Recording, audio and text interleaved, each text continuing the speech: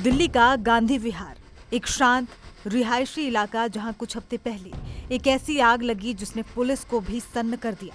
जिस कमरे को सब हादसे का शिकार मान रहे थे, असल में वो एक खौफनाक साजिश का गवाह था।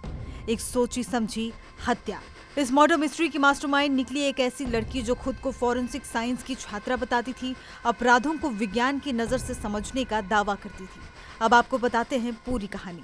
6 अक्टूबर 2025 की सुबह दिल्ली पुलिस को गांधी विहार की एक इमारत की चौथी मंजिल पर आग लगने की खबर मिली। दमकल कर्मियों ने आग बुझाई, लेकिन अंदर का नजारा किसी को भी दहला देने वाला था। एक बुरी तरह झुलसा हुआ शव पड़ा था। मृतक की पहचान हुई 32 साल के रामकेश मीना के रूप में, जो यहीं रहकर यूपीएससी की तैयारी कर रहे थे। शुरुआती जांच में इसे गैस लीक से हुई दुर्घटना माना गया, लेकिन कमरे में बिखरी हुई चीजें और शव की स्थिति ने पुलिस के मन में शक पैदा कर दिया कि ये सिर्फ एक हादसा नहीं है। क्राइम टीम और एफएसएल टीम मौके पर पहुंची, आसपास की सीसीटीवी फुटेज खंगाले और यहीं से इस खौफनाक साजिश की परतें खुलनी शुरू हुई। 5 और 6 अक्टूबर की दरमियानी रात करीब 2:20 पर दो लोग अपना चेहरा ढके हुए बिल्डिंग में दाखिल हुए। थोड़ी देर बाद उनमें से सिर्फ एक ही बाहर निकला। फिर करीब 2:57 पर एक लड़की, जिसकी पहचान बाद में अमृता चौहान के रूप में हुई, अपने एक साथी के साथ बिल्डिंग से बाहर जाती नजर आई। इसके कुछ ही मिनटों बाद आग लग गई। पुलिस ने अमृता का मोबाइल डेटा और कॉल रिकॉर्ड खंगाले तो उसकी लोकेशन भी उसी रात गांधी विहार के आसपास पाई गई। अब शक यकीन में बदल चुका था। 18 अक्टूबर को पुलिस ने अमृता को मुरादाबाद से गिरफ्तार किया। पूछताछ में उसने जो कबूल किया वो चौंकाने वाला था। उसने अपने दो दोस्तों, सुमित कश्यप जो उसका पूर्व प्रेमी और एक एलपीजी डिस्ट्रीब्यूटर था, और संदीप कुमार जो एक ग्रेजुएट और एसएससी का छात्र था, इन दोनों के साथ मिलकर रामकेश की हत्या की योजना बनाई। अमृता ने बताया कि रामकेश उसके साथ लिव इन रिलेशनशिप में रहता था और उसने उसके कुछ निजी वीडियोस और फोटोज एक हार्ड डिस्क में सेव कर रखे थे। जब अमृता ने उन्हें डिलीट करने को कहा तो रामकेश ने मना कर दिया।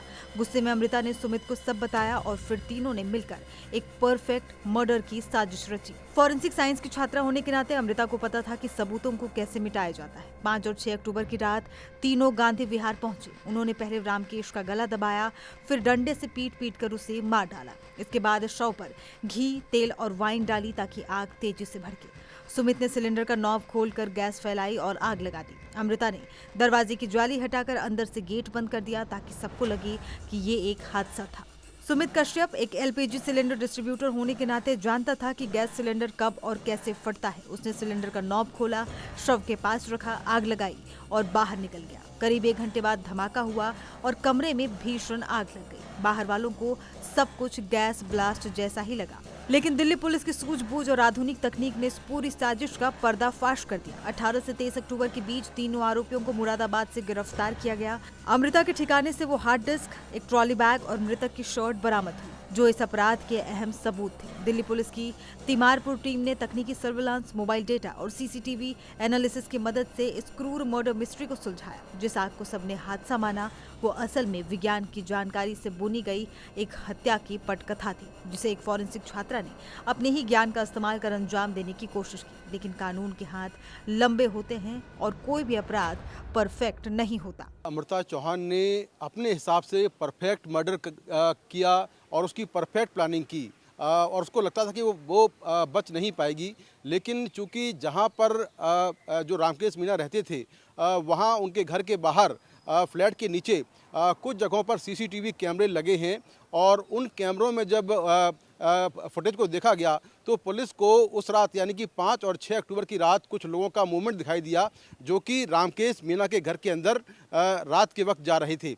इसके बाद पुलिस का शक बढ़ गया, और सबसे बड़ी बात यह थी कि जो रामकेश मीना की गर्लफ्रेंड थी अमृता चौहान, वो मिसिंग पाई गई। और यहीं से पुलिस को शक शुरू हुआ, क्योंकि जिस तरह से रामकेश मीना का शव जला था, डॉक्टरों ने ये बताया कि जब सिलेंडर फटता है तो उससे शव जो है इतनी बुरी तरह नहीं जलता है, ज़रूर शव के साथ पहले कुछ हुआ होगा। तो जांच में ये बात सामने आई कि रामकेश मीना की हत्या करने के बाद उनके ऊपर उनकी डेड बॉडी के ऊपर तेल और वाइन डाला गया था, जिससे कि आग लगने के बाद उनका शव बुरी तरह जल गया। उसके बाद जांच के बाद पुलिस ने 18 अक्टूबर को सबसे पहले अमृता चौहान को गिरफ्तार किया, और फिर मुरादाबाद से ही उसके दो दोस्तों सुमित कश्यप और संदीप कुमार को गिरफ्तार किया।